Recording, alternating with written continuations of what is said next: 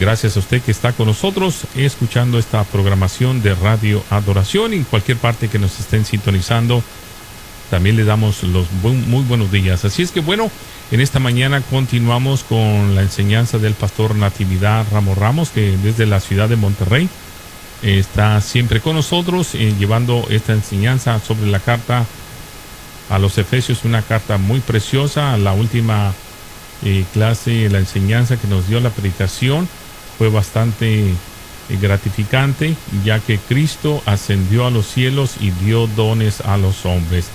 Muy preciosa la aplicación que se le ha dado a toda esta carta, y esperemos que esta mañana no sea la excepción, que sus oídos espirituales sean abiertos cada día y que podamos apreciar más la palabra del Señor.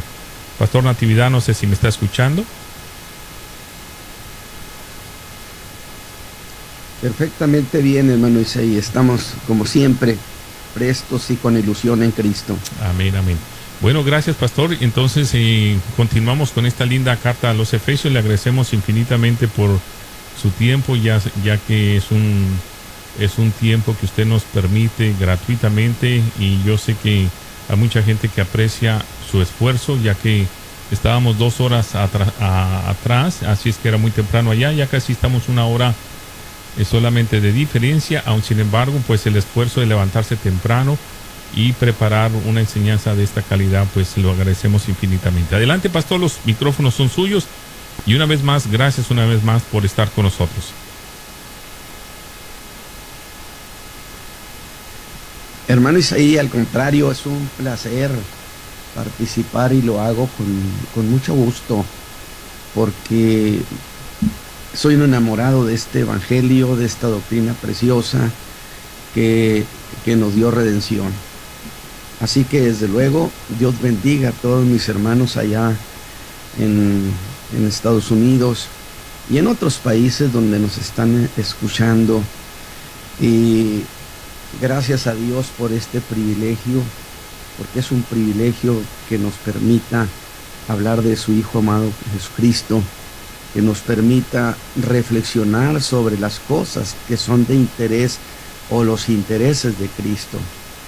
Así que, bueno, vamos a continuar con esta preciosa carta que escribe el apóstol Pablo a la iglesia de Éfeso, que era una iglesia que estaba compuesta por judíos y gentiles, y donde había una serie de problemas. No meramente el conflicto entre judíos y gentiles, sino problemas de formas de pensamiento que traía el mundo gentil cargando por milenios. Así que yo voy en esa dirección precisamente, y yo espero que usted esté atento por los conceptos que vamos a involucrar. Y voy a leer el pasaje que nos ocupa, que es el capítulo 4, versículo 17 al 24. Dice el apóstol: esto pues digo, y requiero en el Señor, que no andéis como los otros gentiles que andan en la vanidad de su sentir. Por eso digo que este pasaje es dedicado a los gentiles de la iglesia de allí de Éfeso. Teniendo el entendimiento entenebrecido, ajenos de la vida de Dios por la ignorancia que en ellos hay, por la dureza de su corazón, los cuales, después que perdieron el sentido de la conciencia, se entregaron a la desvergüenza para cometer con avidez toda suerte de impureza. Mas vosotros no habéis aprendido así a Cristo, si empero lo habéis oído, y habéis sido por él enseñados, como la verdad está en Jesús, a que dejéis, cuanto a la pasada manera de vivir, el viejo hombre, y aquí nos presenta a este famosísimo viejo hombre, que está viciado conforme a los deseos de error, y a renovaros en el espíritu de vuestra mente, y vestir al hombre nuevo, que es criado conforme a Dios en justicia y en santidad de verdad. Muy bien, pues entonces nos preparamos para asimilar estas cuestiones tan interesantes que plantea el apóstol Pablo. Ahora voy a decir que en el capítulo 3, por cierto, el apóstol nos ilusionó con aquello del conocimiento de la fe, que nos pareció que eso era el todo de la vida cristiana: conocer, conocer y más conocer.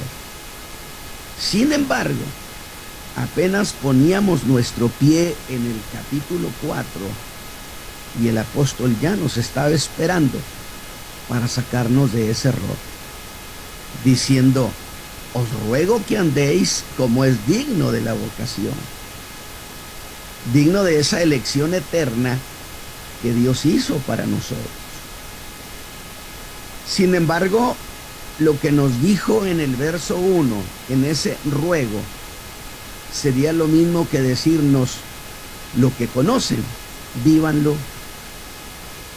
De lo contrario, todo lo que ustedes conozcan carecerá de valor. ¿Qué le parece? No tendrá sentido. Acuérdese usted que hablamos del equilibrio en una balanza. Lo que de un lado pone de conocimiento, del otro lado ponga el practicar la vida en Cristo. Y así que este punto, pues yo lo puedo dar como asunto terminado. Entonces luego avanza y nos ha de hablar de los dones. Y claro, todo el mundo, cuando se habla de dones, pues tiene mucha ilusión. Pero ante la prisa que teníamos que nos hablara de eso, él decidió primero hablarnos de otras 3 cosas, a las que llamó humildad, mansedumbre y paciencia. Estoy haciendo una especie de reconocimiento para que veamos por dónde nos ha ido llevando el apóstol. Y al plantear esas 3 cosas, inmediatamente después de ese vivir dignos, establecía con toda claridad que sin estas 3 cosas, humildad, mansedumbre y paciencia, nadie lograría jamás andar dignamente. Y por consecuencia, nadie podría ejercer los dones o los ministerios con eficacia. Muy parecida a la idea de 1 Corintios 13, de la que ya hemos hablado. Es entonces cuando exhorta a la iglesia a guardar la unidad del Espíritu. Y a partir del verso 8, que dijimos, la unidad la ha logrado el Espíritu Santo, la unidad de la iglesia, en tanto desde el momento que nos hace la nueva criatura, nos injerta en el cuerpo de Cristo. Y ahí estamos todos. Por consecuencia, la unidad es algo que fue logrado por el Espíritu Santo el día de nuestra conversión. Y cierto, después del verso 8 nos habló de los dones, que hace un momento el hermano Isaías hacía referencia a esa cita de guerra del Salmo 68, 18, que fue tan encantadora, donde Cristo, después de tener una contundente victoria, se sienta a reinar y por consecuencia reparte dones. Cuando hubo subido a los cielos, después de haber vencido y sentarse en los cielos a la diestra de su Padre, como lo hacían los reyes conquistadores, después de una victoria, repartían riquezas. Así el Señor, dice Pablo, subiendo a lo alto, dio dones a los hombres, a unos apóstoles, profetas, evangelistas, pastores y maestros. Esta es la lista que tenemos en Efesios. Sabemos que en Corintios menciona otras cosas, pero no es cuestión de lo que estamos enseñando o reflexionando esta mañana. Ahora bien, ya tenemos estos 5 ministerios preciosos, dones. Y eso, diríamos, ¿y eso para qué? El apóstol dice, es que hay 3 razones precisamente para dar esos dones, esos ministerios. En el verso 12, 1 dice para perfección de los santos, es decir, son recursos que Dios pone entre los hombres para esos creyentes arraigarlos en la fe y en la vida cristiana. Primer paso, arraigar a los creyentes.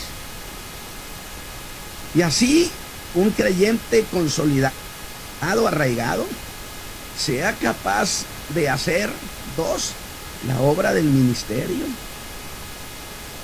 Y haciendo la obra del ministerio se logra 3, la edificación del cuerpo de Cristo. Esas son las razones de estos dones, de estos ministerios. Y en el verso 13 habla de la meta que se persigue con todo esto. Vea usted lo que busca el apóstol y usted ya sabrá hacia dónde nos dirigimos con el apóstol.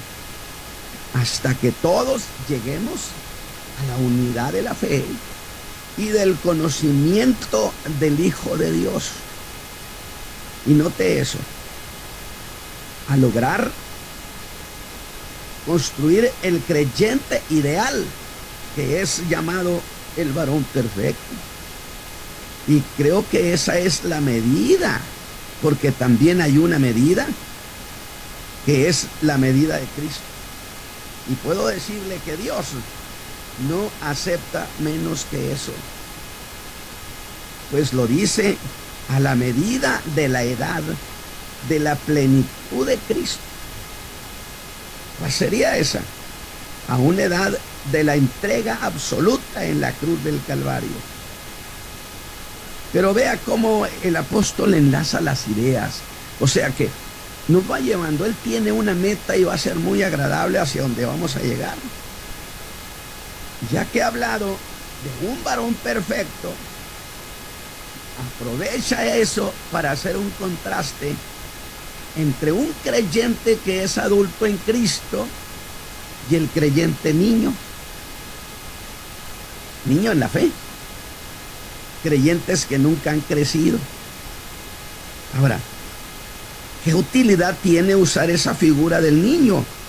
Bueno, es que, mire, un niño no tiene una mente consolidada y por lo tanto es inestable, es cambiante. Ese creyente es cambiante, no está consolidado, es endeble, aunque tenga años de convertido. Está bien, y usted diría, ¿y cuál es el problema con ese hermano? Pues que es llevado de un lado a otro, en tanto un creyente inmaduro en la fe es inestable. Y es así que vamos entrando a los versículos 17 al 24 que hemos leído. Pero cuide para dónde nos lleva el apóstol. Ahora nos ha presentado la figura de un llamado nuevo hombre que ha dejado su vieja naturaleza y con ella necesariamente tuvo que dejar su manera de vivir. Es cierto que en su vida pasada no se podía andar digno, pero acuérdese que el apóstol nos regaló en uno de los mensajes aquel glorioso "mas ahora en Cristo", que significa que todo ha cambiado, naturaleza nueva o cambiada, conducta cambiada. Y yo le pregunto, ¿diría usted que esta manera escalonada en que nos lleva el apóstol es razonable? Definitivamente. Pero a partir del versículo 17 escala esa misma cuestión del andar digno y adquiere un tono solemne. Observe esos cambios en la manera de hablar del apóstol. Pues dice, esto pues digo y requiero en el Señor. Y ese requiero lo enfatiza. Y se trata de una palabra que tiene carácter judicial. Y aquí el apóstol retoma la exhortación que había empezado desde el versículo 1. Por lo que esto que requiero del verso 17 es lo mismo de aquel: os ruego que andéis como es digno. El tema él no lo ha cambiado. Y lo que va a decir es tan importante que usa palabras que adquieren carácter legal. Porque sería como decirnos: hermanos, ustedes que son nuevas criaturas, los pongo bajo juramento. ¿Sobre qué? A que no andéis más como los demás gentiles. Ahora la pregunta es: ¿y eso a quién se lo dice? A los gentiles que se habían convertido ahí en la ciudad de Éfeso. A eso les dice: no andéis como los otros gentiles. Ustedes son unos, los inconversos son los otros gentiles. Es específico el apóstol. Note eso: como los otros. Y aquí estamos entrando a una cuestión que yo quiero que usted ponga mucho sentido en la cuestión conceptual del apóstol, y que no pierda de vista aquel famoso lejos. ¿Se acuerda? Que nos puso lejos, que estábamos muy lejos. Muy bien. Pues no olvide que había un conflicto entre judíos y gentiles de esa iglesia. Y yo pienso, sin duda por lo que se dice en la Escritura, que uno de los reproches más incisivos de los judíos era que los hermanos gentiles seguían pareciéndose mucho a los gentiles paganos. Y este es un problema que también tenemos entre nosotros, creyentes que se parecen tanto a los no creyentes. Creyentes gentiles que aún tenían lazos con la manera de ser de los otros gentiles, cuyas costumbres causaban repugnancia a los judíos. Y eso da pie a la pregunta: entonces, aún después de su conversión, ¿esos hermanos seguían conservando semejanza con el andar de los paganos? Sí, sin duda, sin duda. Usted recuerda que en los primeros 3 capítulos contrastó la ignorancia de los gentiles paganos con el conocimiento de los creyentes. Y aquí hace el contraste, poniendo frente a frente a 2 formas de andar. Una, el andar digno, frente a la otra, que es el andar como los otros gentiles. El andar digno implicaba entonces que debían ajustar la conducta al llamamiento que Dios nos había hecho desde la eternidad. Eso es lo que requiere solemnemente a los gentiles cristianos de la iglesia de Éfeso. Y a pesar de su conversión, y escuche esto, seguían pensando como pensaban los otros gentiles. Y entramos de nuevo al valor de la facultad pensante.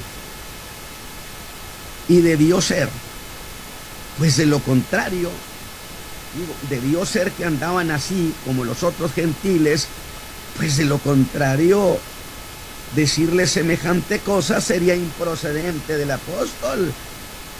Pero si se lo dijo es porque así estaban las cosas.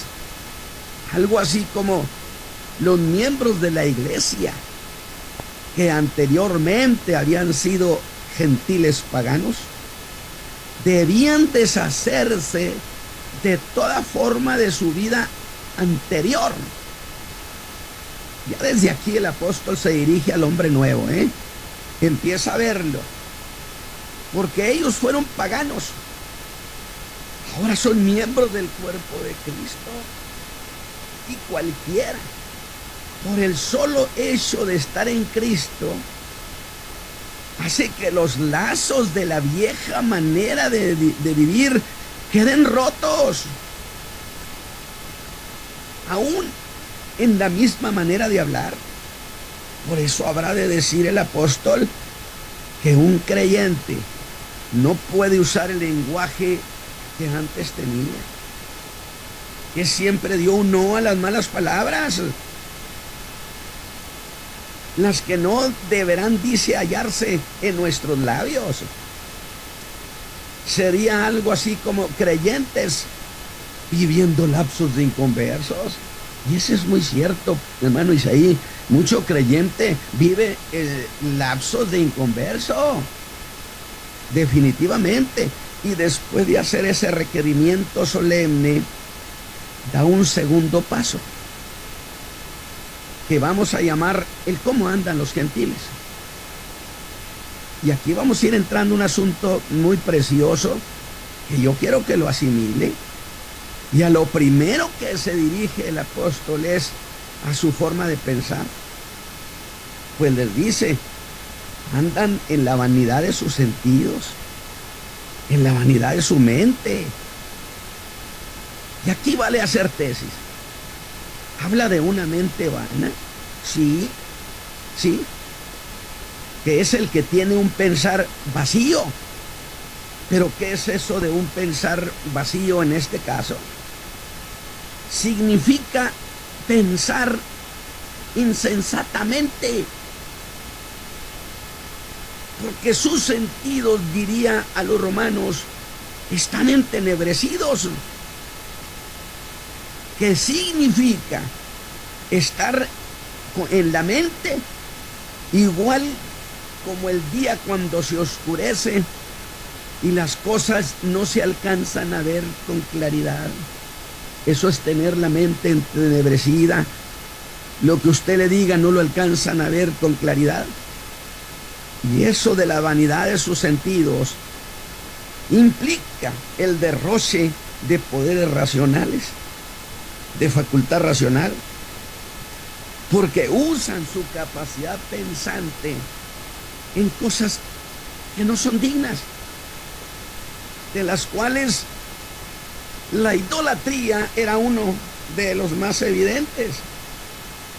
Pues debido a eso, los gentiles eran adictos a la idolatría, pues en esa vanidad de pensamiento llegaron a creer que podían obtener ayuda de sus ídolos y nunca razonaban cómo iban a ser ayudados de dioses que no lo son. Definitivamente esto es precioso. Cuando Dios le habló a Abraham, no le dio su nombre, solamente le dijo: soy el Todopoderoso. Abraham dijo: con eso me basta.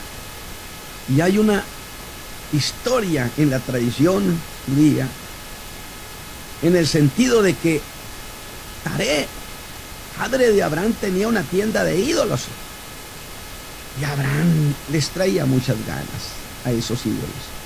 Y un día el viejito Taré se fue, le encargó la tienda, y dice que cuando él se fue, Abraham puso harina allí donde estaban los dioses, cogió un garrote y los quebró a todos, pero le puso el garrote al dios grandote. Cuando vino Taré, aquello se puso difícil, y le dice: ¿qué es lo que aquí ha pasado, Abraham? Y él le dijo: oh, padre, es que vinieron unas mujeres a ofrecerles harina a los dioses, y se pelearon por la harina, y el grandote los quebró a todos. Y que Taré le dijo: ¿y cómo piensas que yo voy a creer que los dioses caminan, se defienden, que hablan, que necesitan? Le dijo Abraham: ¿y entonces para qué los adoras? Alabado sea Dios. Qué bonito detalle. Yo siempre he dicho, sin duda, los hombres tienen dioses que tienen ojos y no ven lo que hacen, que tienen oídos y no oyen lo que ellos hablan, las barbaridades. que tienen brazos, sí, pero el día que los necesitan no los ayudan. Preferimos al Dios de los cielos, que tiene ojos y ve, que tiene oídos y oye, que tiene manos y castiga, pero también cuando lo necesitamos sus brazos eternos se extienden y nos levantan de la nada. La vanidad de los pensamientos, nunca razonaban esa. ¿Cómo iban a ser ayudados de dioses que no lo eran? Pues detrás del ídolo no hay nada, solo hay un vacío. Por eso Dios diría: no adoren dioses ajenos, porque detrás de ellos no hay nada. Adoren al que vive para siempre. De tal manera que es una vanidad de pensamiento. Pero aquí entramos a una cuestión, que por todo lo que el apóstol ha dicho de esto, se descubre que la verdadera batalla se da en el pensamiento, en la mente, donde el error no es más que una distorsión del pensamiento. Como dice el apóstol Pablo en Romanos 1:21, hablando de los gentiles, se envanecieron en sus discursos, y el necio corazón de ellos fue entenebrecido. Y en el verso 22, diciéndose sabios, se hicieron fatuos o insensatos, verdaderos ignorantes sobre el Dios verdadero. Y es allí, en su vida pensante, donde el creyente debe de corregir las formas equivocadas de entender la fe.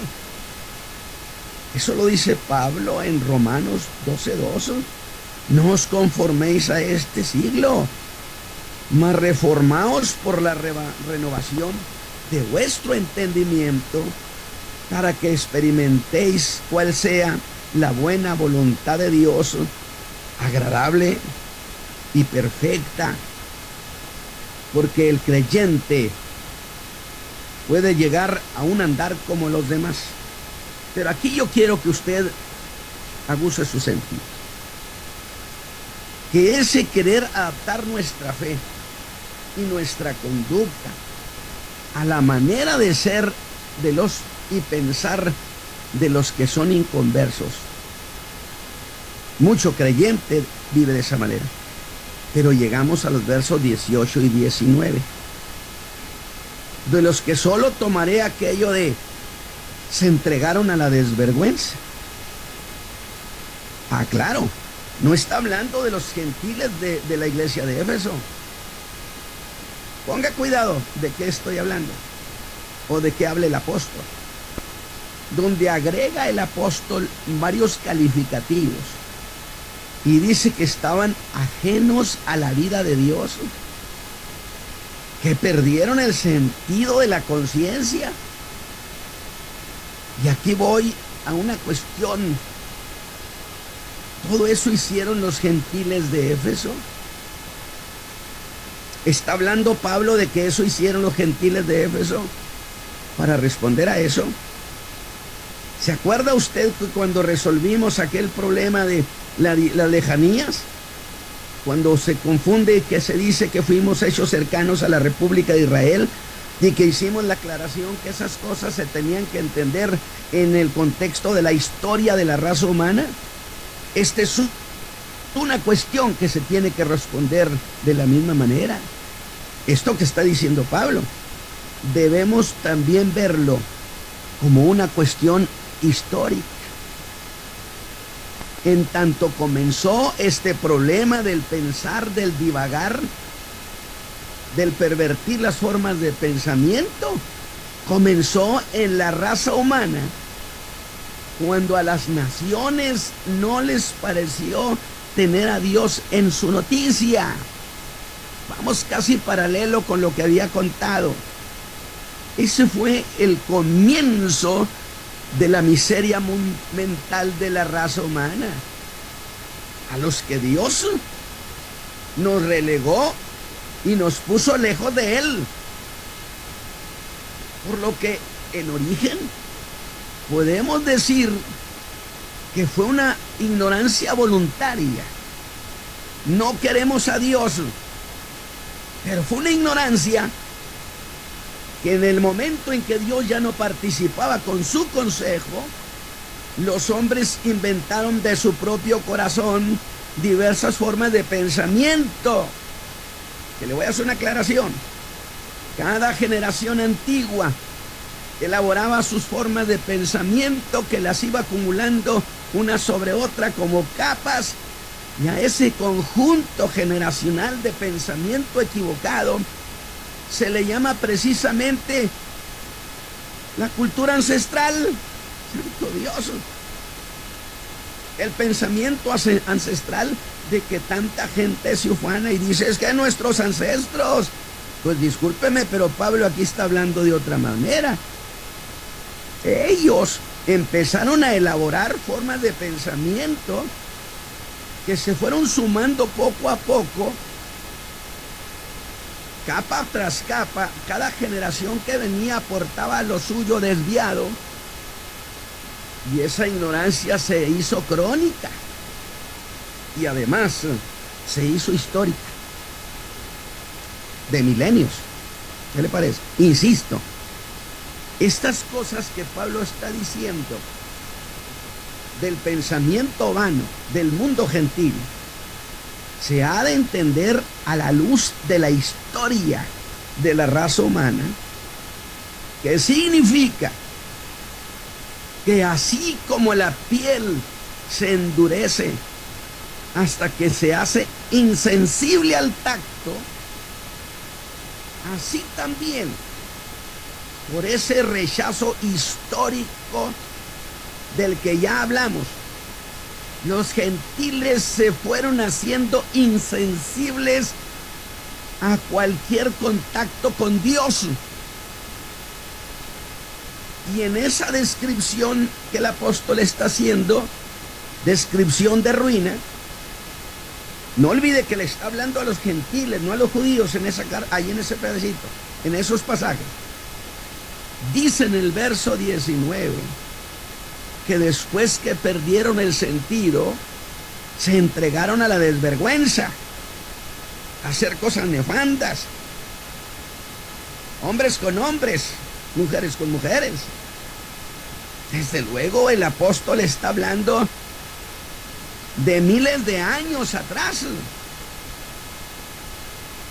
Y esas formas de pensar sin el consejo de Dios sobre la raza humana, cada generación antigua sumaba sus propios errores de pensamiento y los iban convirtiendo en una especie de doctrina social, donde toda la gente pensaba como ellos pensaban, vivían como ellos vivían, a grado que eso se hizo costumbre de milenios hasta el día de hoy, a menos que Cristo cambie la vida de ese gentil. ¿Ve de dónde viene ese hombre viejo? Cuando yo estoy hablando de esas formas de pensamiento ancestrales de los que tanto se ufanan muchos, vea usted cómo viene ahí montado el hombre viejo. Es en el medio en que él se desarrolló. Y en verdad, al hacerse crónico el endurecimiento hacia Dios desde ese tiempo antiguo, dice Pablo que Dios los entregó a una mente depravada para hacer lo que no conviene. Yo le llamo a eso el contragolpe de Dios. No quisieron, entonces Dios los entrega a una mente depravada para que hagan lo que no convenía. Y esas eran las formas de vida que traían en el alma, que traían en el pensamiento los gentiles. Ahora sí, estamos ubicando la tarea tan inmensa del apóstol Pablo de llevar a los gentiles a Cristo y luego arrancarles esas formas absurdas de pensamiento ancestral. La tarea de Pablo no era cualquier cosa entonces, mi hermano.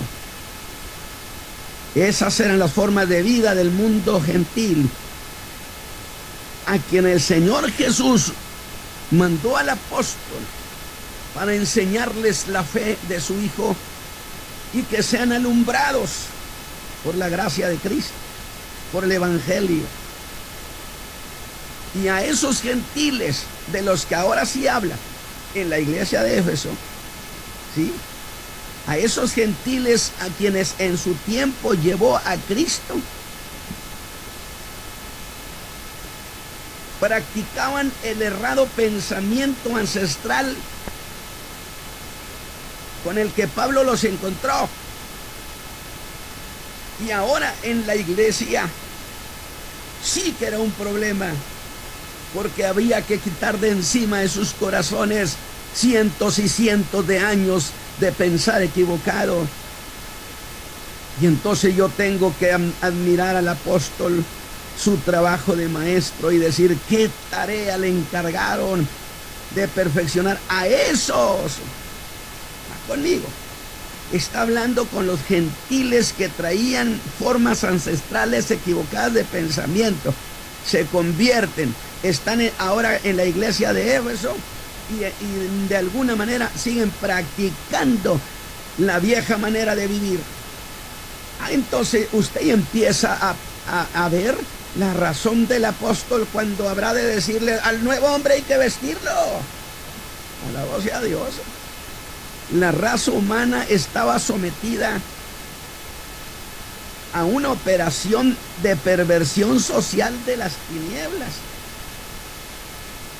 que los llevarían a una bajeza moral impresionante.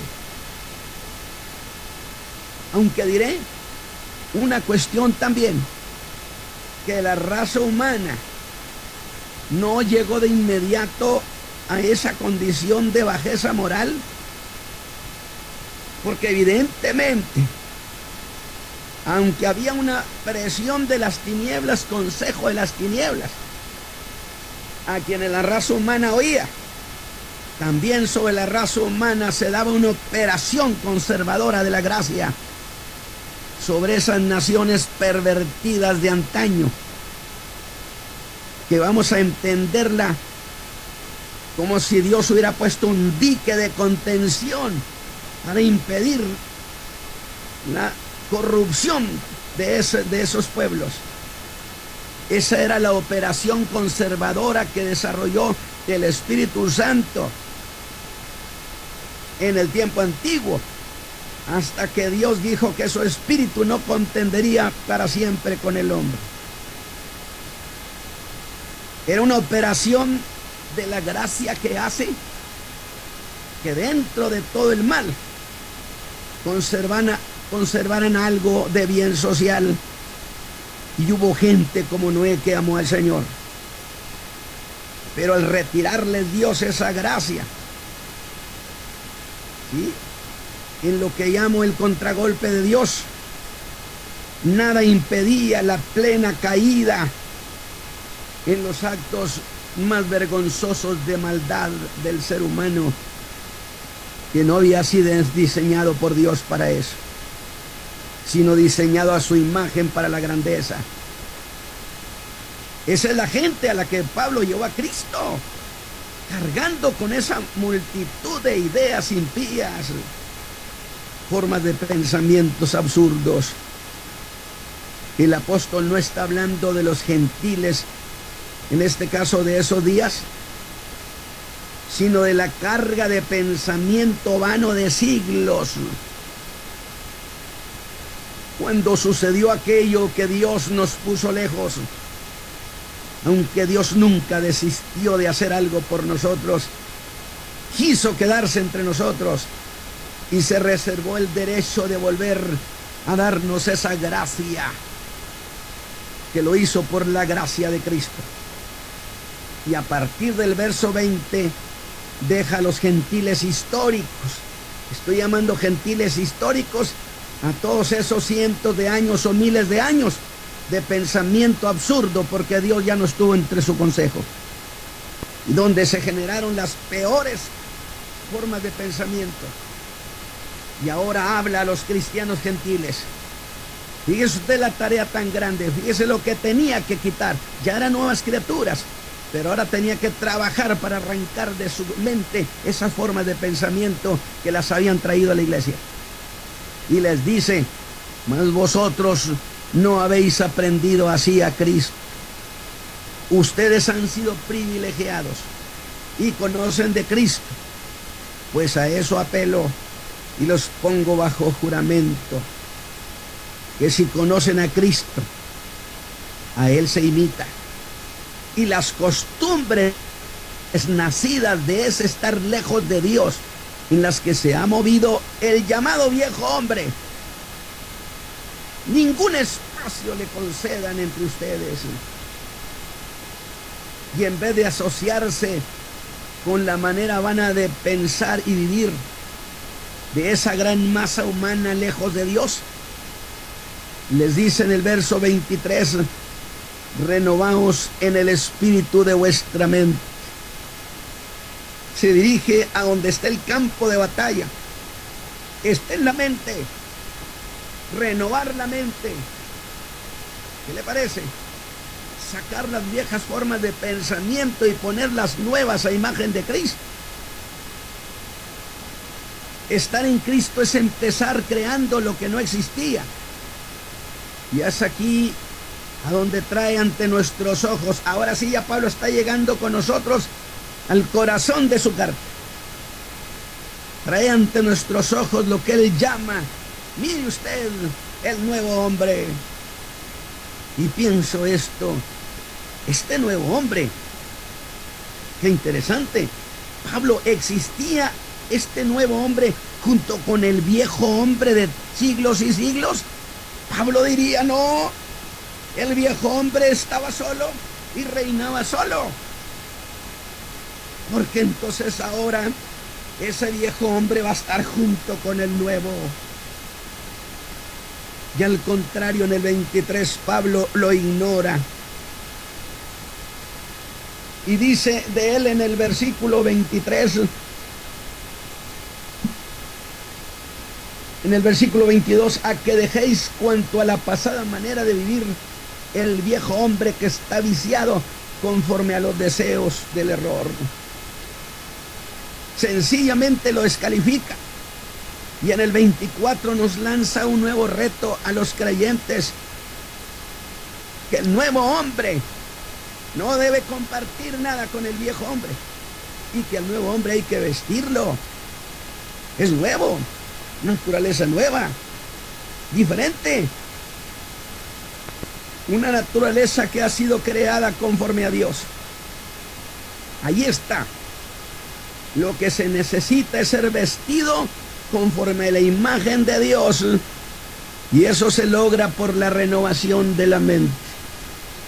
De tal manera que aquí hemos llegado justamente a uno de los retos más preciosos que vamos a ir entrando: cómo vestir al nuevo hombre. ¿Cómo lo vamos a hacer? Para que entonces coja buena figura y se parezca a Cristo. ¿Ve con lo que estaba Pablo trabajando? No meramente fue con los gentiles y los llevó a Cristo, no. Él tuvo que entonces hacer frente a milenios de pensamiento absurdo que cargaban sobre sus espaldas los gentiles, para luego quitárselos de la mente y ponerle la figura de Cristo. Allí nos vamos a quedar, hermanos, ahí esta mañana, y yo espero que esto haya sido una bendición, y yo le ruego que usted lo reflexione. Es una cuestión conceptual.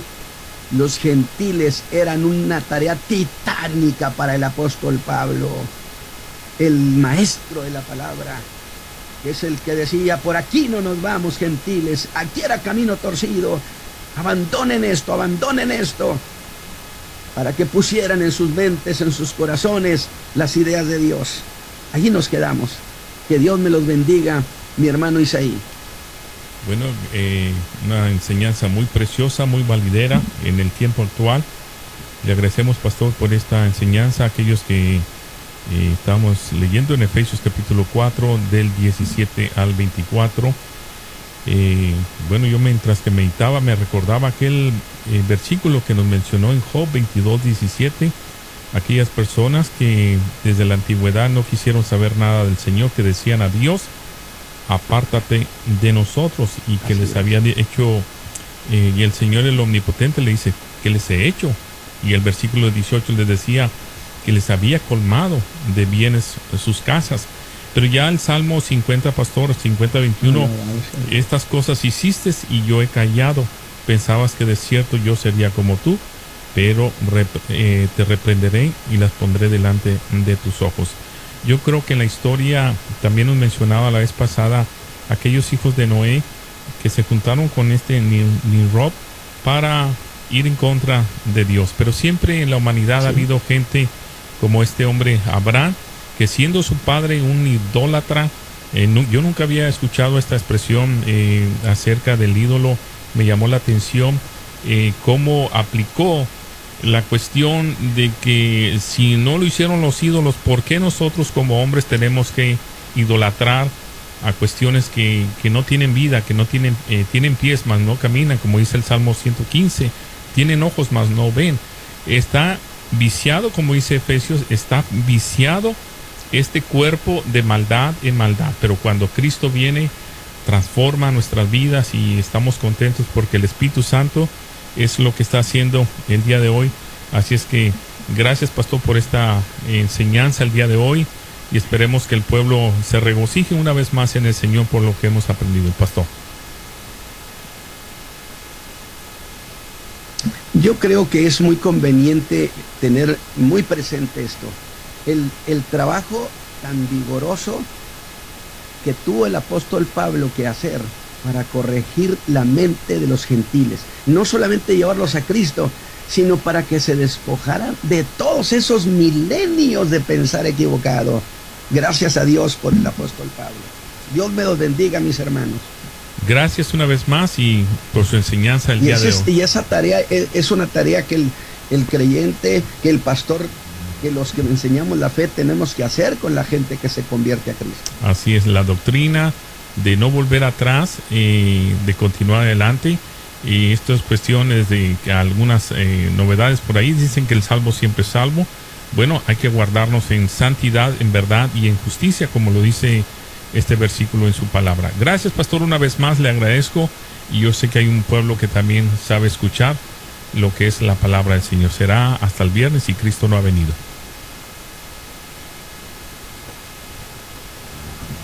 Gracias, Señor.